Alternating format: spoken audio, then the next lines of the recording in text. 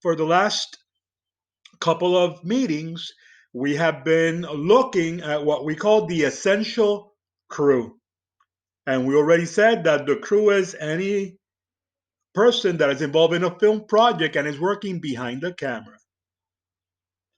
So that means that the crew begins working on a movie as soon as the movie is conceived, as soon as it becomes an idea, a serious idea, with a serious intention of becoming a real movie, then you already have people from the crew working. And while everyone's job is important, we have stated that some jobs are more important than others. And those are the people that I call the essential crew because they are essential. You just cannot do without them. We have already seen the work of the writer. In our last meeting, we look at the producer and what the producer does. And I stated in our last meeting that if we look at the film crew as a family, the producer will be daddy, the provider.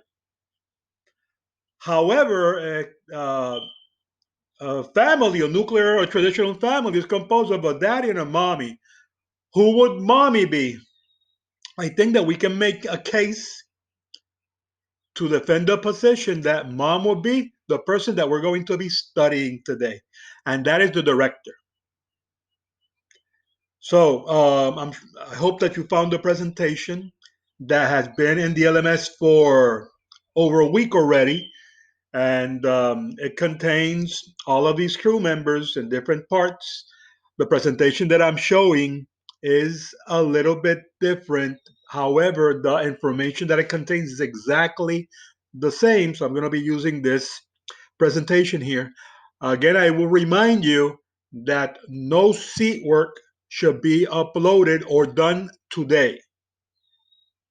The arrangement that we made was that we were going to take these 4 lessons, since they all deal with the same subject matter. We're going to group them into one lesson, and you're going to do only one assessment at the end of this series, which is next week, and that is the one that you're going to upload. Any question about that?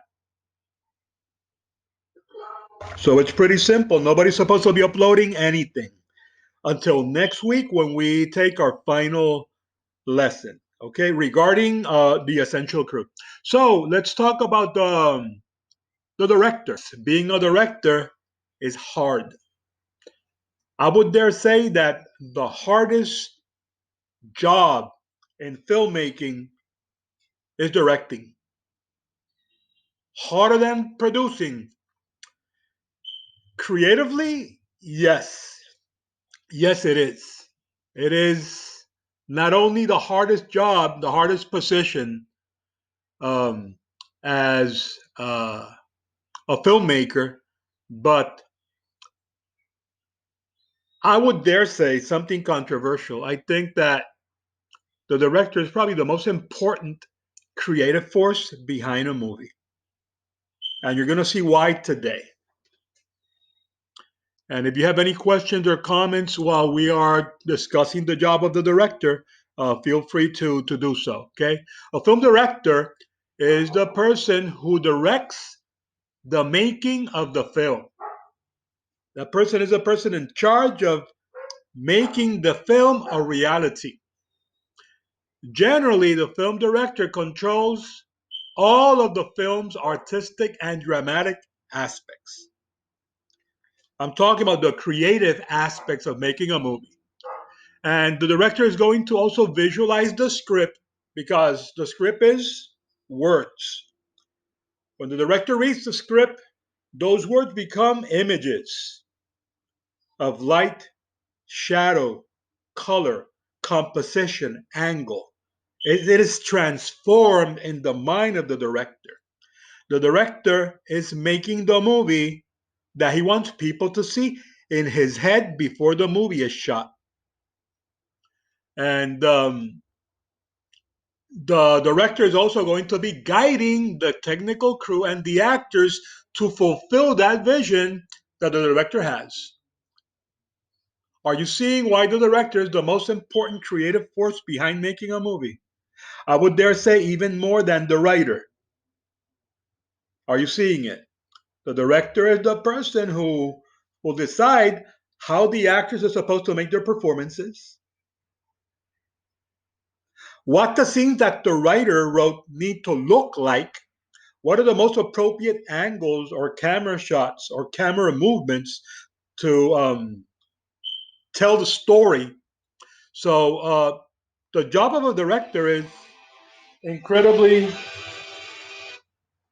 awesome. It is complex. It is hard, and that's why if you're a director, you need to have a good supply of these. Yes, sir. That is a debate that many people have, but it's a debate that I don't have. In my mind, it's very clear who's more important. Let me ask you a question. Do you live with mom and dad? I'm going to ask a question that's going to piss off mom or dad, but I'm going to ask it anyway. In the house, who's more important, mom or dad? I'm asking you to choose. I know. I know it's a hard question, but I'm asking you to decide. Oh no, I don't know. I cannot read your mind. I don't know your answer. Yeah, if you don't say it, I don't know the answer. But I'm going to tell you something. I'm sorry I put you on the spot, but I am a dad. I'm a granddad also.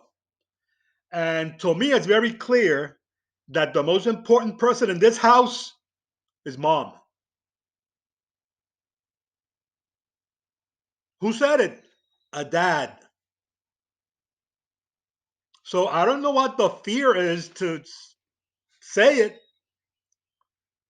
The most important, the glue, the person that holds the house together is mom, not me. Does that mean that I'm not important in the house? No, that's not what it means. It means that when push comes to shove, um, mom is more important. And to me, that is super clear. So in a movie, who's more important? The director. The director. The producer cannot do what the director is doing. The director might get what is needed. It's like, for example, who's more important, the person that goes to the supermarket and buys the groceries, or the person that prepares the meal? I'm not saying that. I mean, the person that's going to prepare the meal needs the ingredients. They need the groceries. They could not cook the meal without the groceries. But at the end of the day, those things that we buy at the supermarket mean nothing if you don't have someone that can put it together and cook a meal. You understand? You understand what I'm saying here?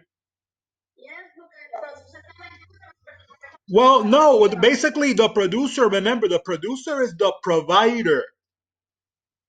The producer is the one that gets all the things that are necessary to make that movie. And the first thing that is necessary is money.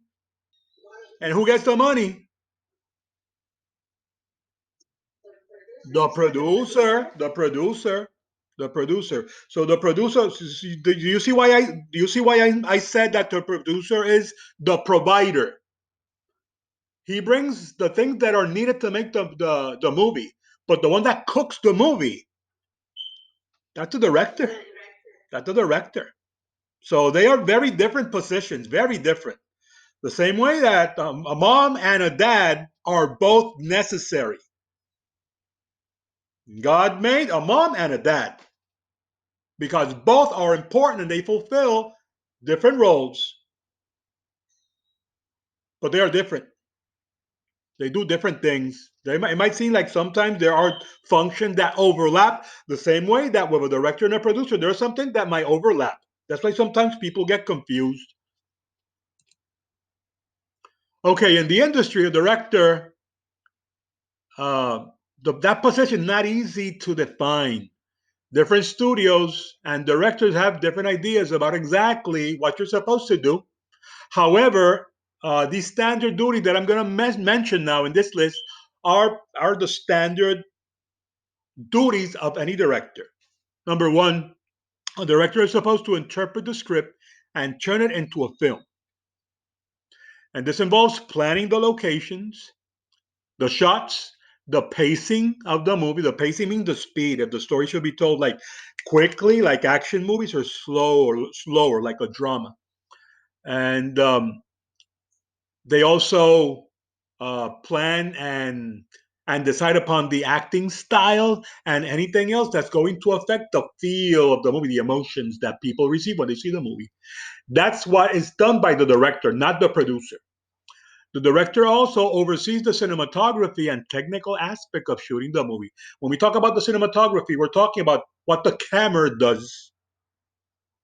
So the one that had the final say on anything related to the camera is the director. It's supposed to be the director. Okay. I know that there's someone called the director of photography, or the DP. We're going to be looking into that position next week, because that's a very important decision. But at the end of the day, the DP is going to ask the director, this is what you want. So the decision is made by the director. You want this angle? You want this shot? You want the camera to move this way? What do you want? Who? The director. What the director wants. The director also is going to coach the actors and direct them toward the performances that he believes are the required ones, the one that he wants. If a director is not satisfied with the actor's performance, he's going to shoot again and shoot again and shoot again until the actor gives him what he wants, the way he wants it. That is not uncommon. Okay? I've heard of scenes being shot 50 times. Maybe there have been scenes that have been shot more times, but I do know of a particular movie where they shot a scene 50 times because the director wanted something particular. And until he got it, he was going to keep on shooting the scene over and over and over again. It's not, let's shoot it one time and let's wrap it up. Cut. We're done. No. And we shoot until you give me what I want. And then the director is also supposed to coordinate the staff on the set. I mean that you have this crew of hundreds of people, and you know who's telling them what to do? The director. And you're gonna, as a director, you're gonna have people running up to you all the time. What do you want me to do? We have a problem. We have this. How do you want this? How do you want that? And if you're a director, you better have a quick answer. You cannot go with, oh, I don't know. Oh, wait a minute. That's not how it works. That's why I'm telling you, being a director is very hard. You need to be very well prepared when you're on the set. Very well prepared. So, and meeting deadlines is something else that the director has to also take responsibility on, because he knows that his boss, the producer, is going to be behind him, making sure that what was supposed to be shot today was shot today, not tomorrow. And if there's an accident, what's plan B? Or you have plan C. It's not a simple job. Now, we were talking earlier about who's more important, right? And we said that in a household, mom and dad have duties. Well, they have different duties. They have functions that overlap. When I mean overlap, that they share. A director and a producer are in charge of the movie. So the question is, who's the boss? Like in your house, you ask who's the house, mom or dad? Who is the boss? And I'm not asking you to answer me because I know that you'll be felt that you're being put in a difficult spot. However, this question can be answered the following way. They are both the boss, the same way that mom and dad are both the boss at, at home, but in different ways. The producer is, of course, I'm speaking in general terms. What is supposed to ideally be, not necessarily what always is, okay? Because we live in a world where everything is not clean cut as we would love it to be. Um, so, yes, the producer is the boss, And the producer is the boss of anything that has to do with the business aspects of the movie. Ideally, that's the way it's supposed to be. The director is also the boss about any creative aspect of the movie. Ideally, that is supposed it should be that way. Like I don't think that the director has any business getting involved in the business aspect of the film, and on the other hand, the producer has no business getting involved in the creative aspects of making a film. That's the way it should be. Each one has like their boss, but of their area. Remember, I'm not saying that's the way it always is. I'm saying that's the way it should be. So when the movie's being shot, the director is the one who should have the final word of anything that has to do with how the movie's going to be shot. Well, I said that mom's the most important person in the house, but I'm the boss in my house. You can be sure of that, I think. Anyway, is my wife around? No, thank God she's not around. Anyway, um, as I mentioned, some directors sometimes take duties of a producer. You know, you have these because not every director is the same. You have directors that are very powerful, and they wear many hats. And sometimes they are director and producer at the same time. Can you imagine the kind of power a person like that has? But that cannot be anyone. It has to be someone who is proven. Like this guy that you see there. That guy, Ridley Scott, my favorite director. He's one of the best directors of the world. He's an executive producer. He's a producer. He's a director. He's a writer. The man is like a powerhouse. He's a powerhouse. Um, Directors um, that are not very experienced, of course, they're not going to be very powerful. They're going to be a little bit bossed around by a producer. But the more famous you become, the more proven you are, well, the more powerful. And with powerful, what I mean is that about creative decision makings regarding the film. Okay, because remember that at the end of the day, the owner of the movie is the studio. At the end of the day, the director is employed. The director is not the owner.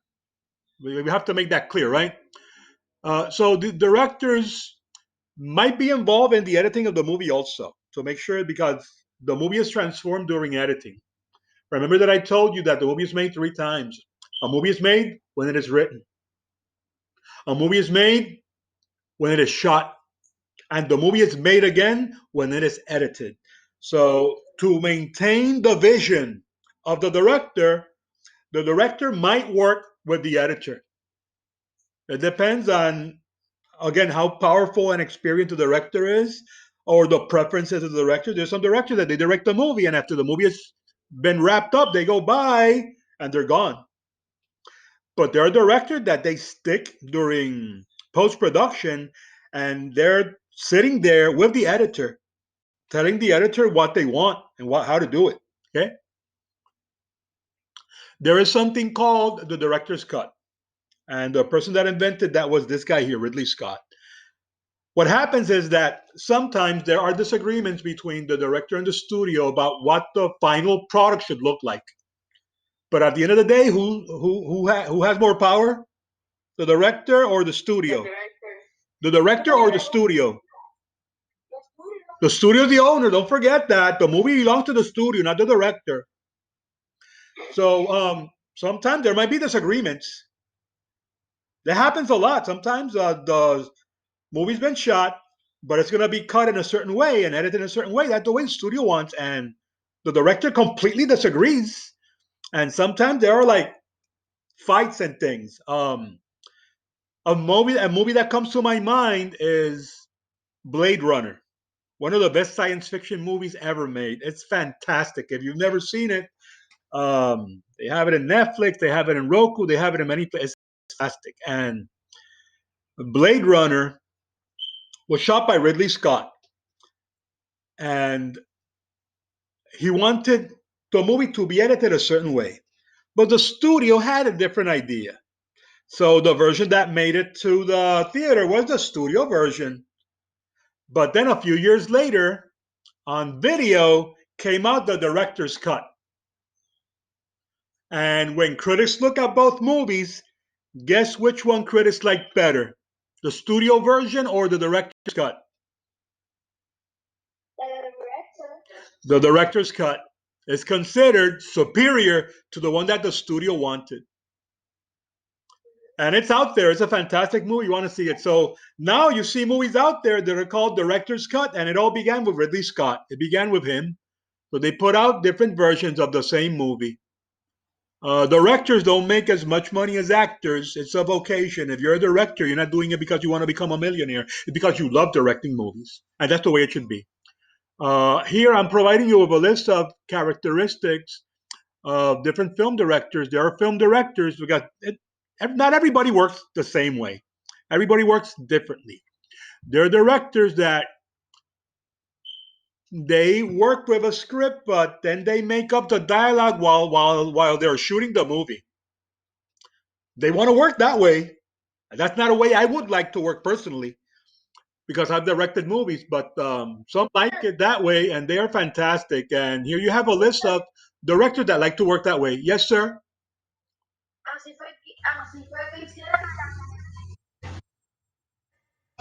Really?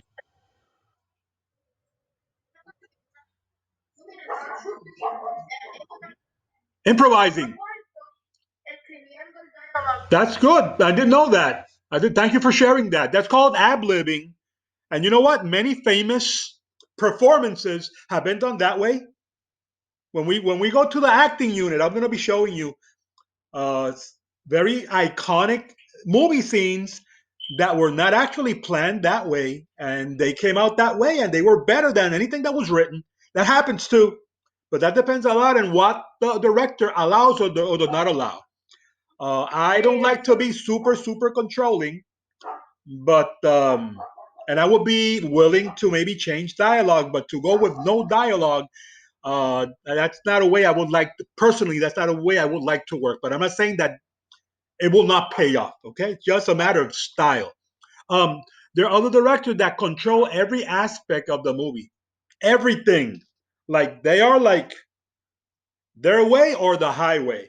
And there you have a list of directors, and you'll see that these directors are very famous directors. You have also a list of directors here that write their own screenplays. They're directors that only like to make movies that they wrote. And you have a list of directors there. There are also directors that work exclusively with one writer. And there you have a list of those. They don't like to change writers. They are probably friends. In this case, some of them you'll see they're married. Like in the case of Peter Jackson, he directs and his wife writes. Um, and you also have uh, directors that like to be cinematographers and editors. One that likes to shoot his own movies will be Ridley Scott, as I told you. He doesn't do it all the time, but sometimes he does. And a person that likes to edit his own movies would be like George Lucas is very much involved in editing in his movies. And you have directors that also like to make their own music. Instead of hiring a composer, they are also musicians and they make the music for their movies. And you have a list there of those directors. Okay. Remember that if you're a director, you have to be well prepared when you get to the set because people are going to be asking you questions, and you better be ready with an answer. Okay.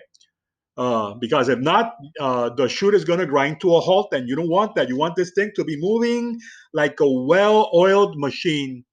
So preparation is essential. Using shot boards and storyboards is critical. You're a ringmaster, basically. You know who the ringmaster is in a circus? The guy who's in charge of the circus. And you have to master all the three tasks of the ringmaster. You have to coordinate all the elements of the film, which is the camera work and the performances.